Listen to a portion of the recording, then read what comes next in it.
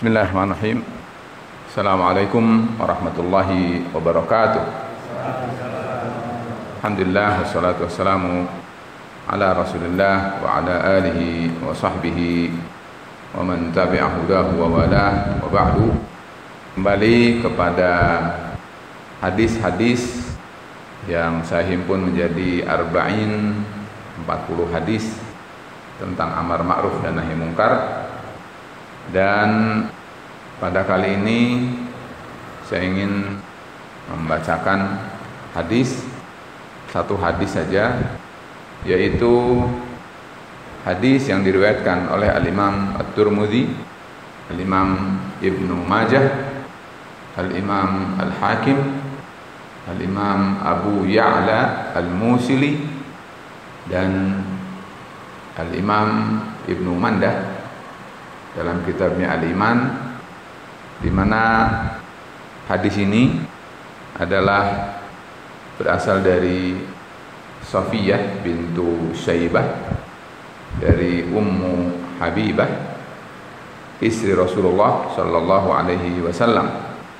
Kata beliau, anin nabiyyi sallallahu alaihi wasallam, dari Nabi, qala Rasulullah SAW bersabda, kullu kalami ibni adama alaihi la lahu illa amrun bima'rufin wa nahyun an munkarin au zikrullah. Kata beliau, setiap perkataan, setiap ucapan yang dilontarkan, yang dikatakan oleh manusia, maka ada dua yang menjadi konsekuensi, ala atau lahu, alaihi atau lahu. Dalam bahasa Arab ini punya makna yang 180 derajat berbeda. Kalau ala itu adalah tidak, maknanya adalah negatif, dan dia bermakna mengena, tetapi sesuatu yang bermakna negatif bisa bermakna hukuman, bisa bermakna dosa, bisa bermakna kutukan, bisa bermakna ancaman, dan seterusnya. Dalam hal ini, setiap ucapan manusia, kata Rasul alaihi, berarti perkataan itu akan kembali kepada yang mengucapkannya dengan akibat buruk. Bisa berupa menghujat, dia bisa bermakna minta pertanggungjawaban, atau bisa bermakna dosa yang mengundang tentu murka Allah dan azab Allah subhanahu wa ta'ala. Seperti misalnya adalah dalam hadis bahwa kata Rasul sallallahu alaihi wasallam, innar rajula layatakallamu bi kalimatin, seseorang itu bisa jadi berkata kalimat. Kalimat dalam bahasa Arab itu beda dengan kalimat bahasa Indonesia. Kalau kalimat bahasa Indonesia itu artinya adalah subjek, predikat, objek. Jadi sudah sempurna. Kalimat itu kalau diterjemahkan ke dalam bahasa Arab bukan kalimat, ya, tapi namanya jumlah. Yang dalam bahasa Arab itu dikenal dengan istilah namanya jumlatun mufidatun. Jadi itu jumlah mufidah, atau dalam bahasa nahwu disebut dengan kalamun. Ada kalimah dalam bahasa Arab tetapi bermakna jumlah, bermakna kalam. Ya, misalnya adalah kalimat thayyibah. Kalimat thayyibah itu adalah terdiri dari 4. Namanya arba'u kalimin atau arba'u kalimatin. La ilaha illa Allah. Berarti ada 4 kata. Dia adalah kalimat, tetapi dia adalah bermakna jumlah. Tetapi yang ingin saya katakan adalah seseorang itu bisa jadi mengatakan satu kalimat. Kalimat dalam bahasa Arab itu suatu kata. Misalnya adalah Allah, misalnya Ar-Rahman, misalnya, atau baitun, atau sayyaratun, atau baladun. Itu kalimat dalam bahasa Arab. Hanya satu kata itu saja. Tetapi kata Rasulullah SAW konsekuensinya adalah yazillu biha, yahwi biha fi nari jahannama sab'ina kharifa, atau dalam riwayat ini arba'ina kharifa. Dia akan Allah azab di dalam jahanam, dan di tengah jahanam itu adalah tidak tanggung-tanggung 40 sampai 70 tahun lamanya. Na'udzubillah min dzalik. Ini adalah mubalaghah dalam artian bahwa jangan sepelekan mulut. Kata orang, mulut atau lidah itu tidak bertulang. Jangan ngomong. Bisa jadi mulutmu harimaumu, begitu dalam bahasa kita. Oleh karena itu, kalau kita berbicara, hati-hati karena dia punya konsekuensi. Itu namanya alaihi. Tapi ada bermakna lahu. Lahu itu kebalikan dari tadi. Kalau alaihi tadi bermakna negatif. Kalau lahu bermakna positif. Kalau ala itu bermakna ihtijaj, menghujat. Kalau lahu bermakna membela.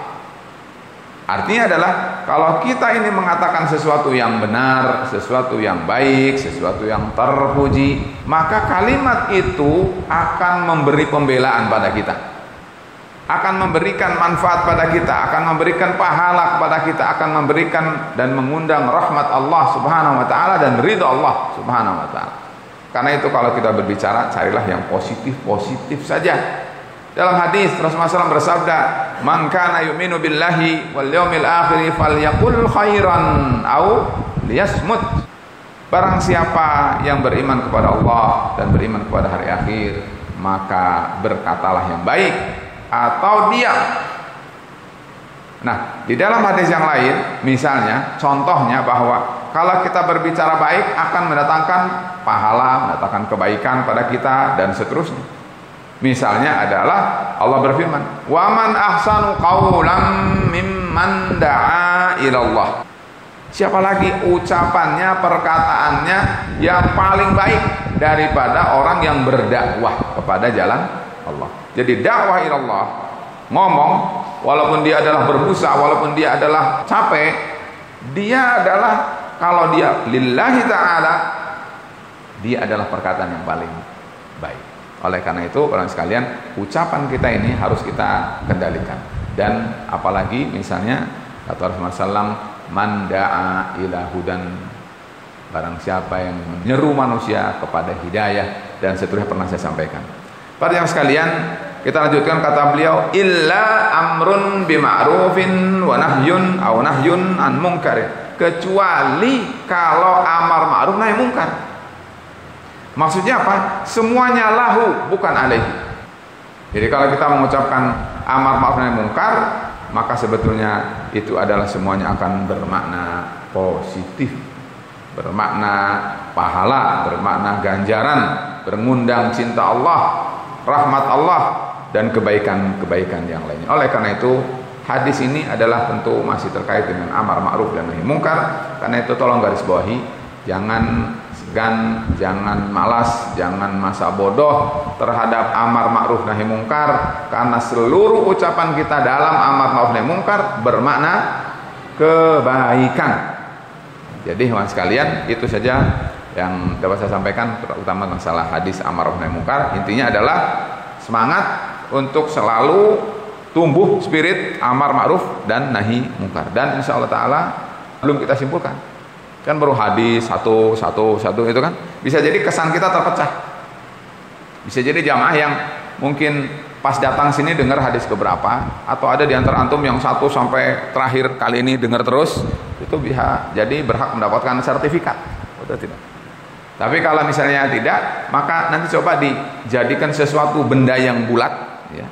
Sehingga apa itu maksud dengan amar ma'ruf nahi munkar? Siapa yang harus melakukan amar ma'ruf nahi munkar? Apa itu ma'ruf? Apa itu munkar?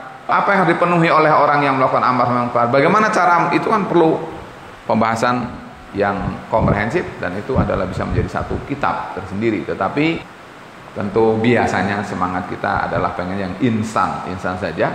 Kalau baca yang agak panjang sedikit biasanya rada berat gitu ya. Karena itu maka saya sudah usahakan satu hadis berapa menit, mudah-mudahan ini adalah meringankan kita, tetapi tanpa mengurangi bahwa kita harus tetap menyerap hidup kita, seumur hidup kita ini harus selalu berwarna sunnah-sunnah Rasulullah Sallallahu Alaihi Wasallam, dan tidak pernah akan habis. Sampai kita bosan, sampai kita merasa berat, hadis Rasul tidak pernah akan habis. Karena itu saya adalah mungkin karena di bagian situ ya, saya spesialis di hadis, jadi memang punya ketertarikan, punya kegemaran sendiri untuk merasa asik menggeluti tentang hadis-hadis Rasul ini.